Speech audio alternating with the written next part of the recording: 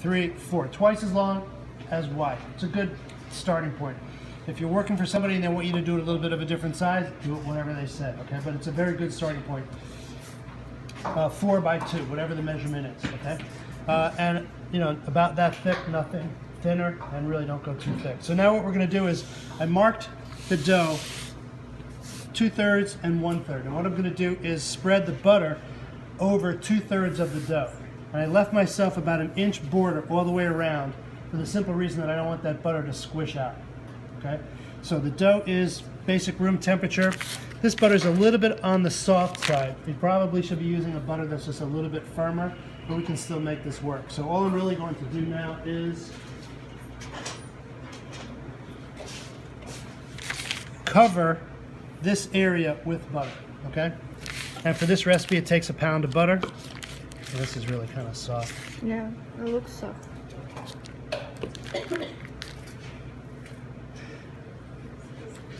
Once you kind of get into the groove of doing this, and if you're making it in production, basically what you're doing is you're taking the butter and you're cutting cold butter into nice thin slices. You lay it right over here, just like you're laying, you know, stones or bricks or something.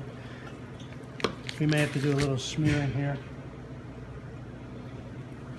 Also, you know what I saw them doing? They put it in a Ziploc bag, like Right, a big right, one. right. And you make exactly right. You take butter, you put it into a piece of parchment paper or something. You make it exactly that dimension, pound it to the right thickness, just lay it right on there. And like they put it in the fridge for a little bit, Yeah. because it's firmer. Right. They open it and then put it in the thing. So easy. Yeah, once you, like I said, once you know how to do this and you're doing it in production, it becomes very efficient. You figure out shortcuts of how to do, you know, each of the steps. You become efficient, yeah.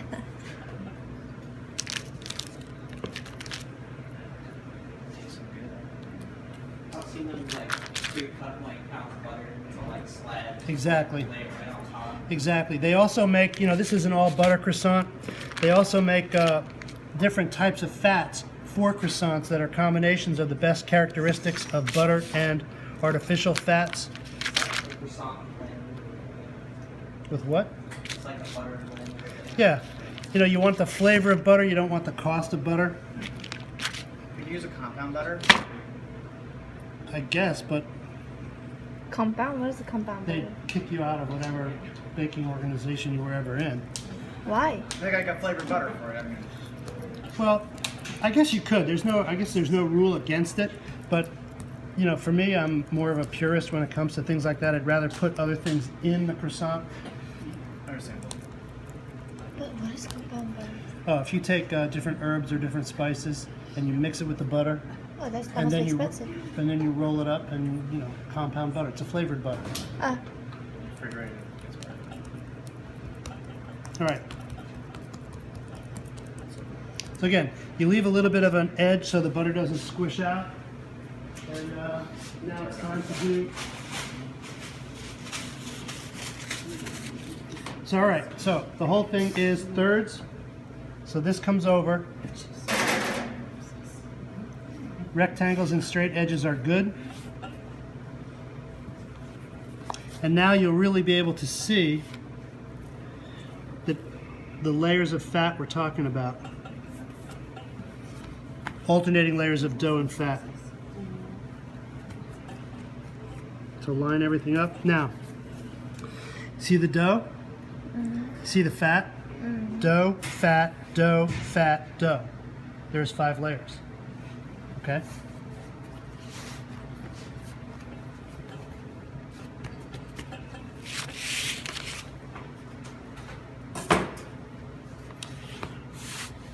Take that, turn it, and give me a flour over here.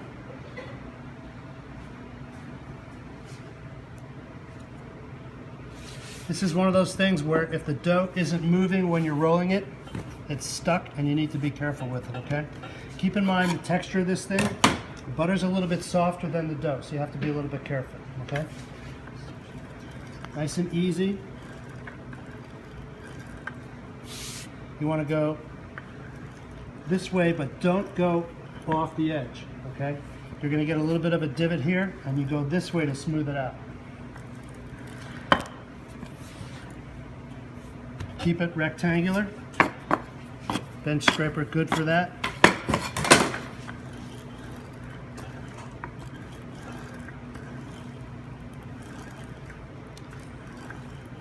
can already hear that butter squishing.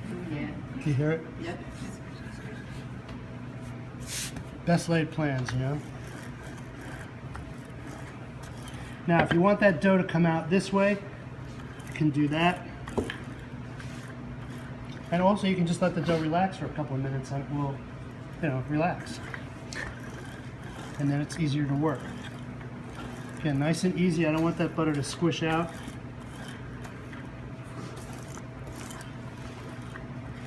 You see how nice and smooth it's starting to get? 1, 2, 3, almost 4, and almost 2. So we're almost there. You can, if you want to, pick this up. Again, do it on the back of your hand so nothing. You don't want to poke through.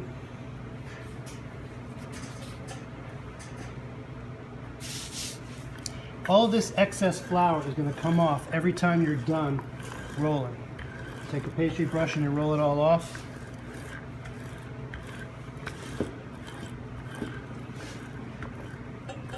And you said you did this a lot where you worked? You did croissants a lot where you worked, but not by hand? Sheeter. But all the roll, we bought 2 places. The first place was everything was from scratch. Okay, so you're making the dough, but we had a sheeter. The second place was a supermarket. We bought Pennant is the name brand. It's a premium brand. They make puff pastry, they make Danish dough, they make croissant dough. We got the dough in.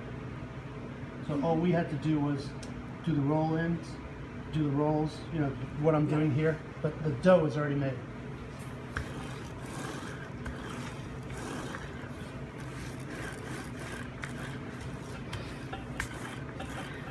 When they talk about doing things like artisan baking, this is, you know, when you're making everything from scratch, this is what we're talking about, you know?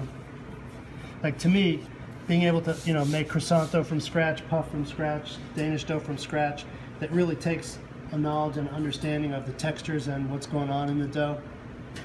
That's, you know, much different than opening up a box, add some water. Yeah.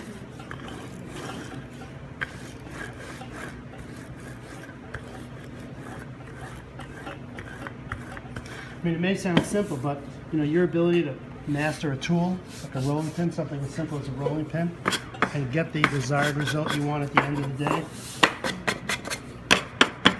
You don't realize it till you see somebody else new doing it, that it's something that you acquire over time. Through the semesters, you learn the skill. But when you see someone newer doing it, it's like, oh, wow, I used to do that. Like I see my kids doing it.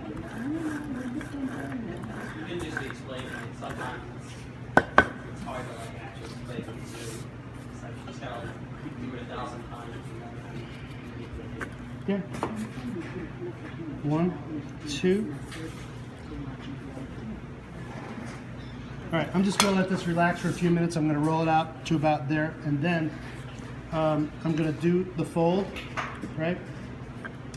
And then we'll put it in the refrigerator and let it relax. This is the initial rolling. Okay, the initial rolling. After this, I'm going to do 3 folds. Okay.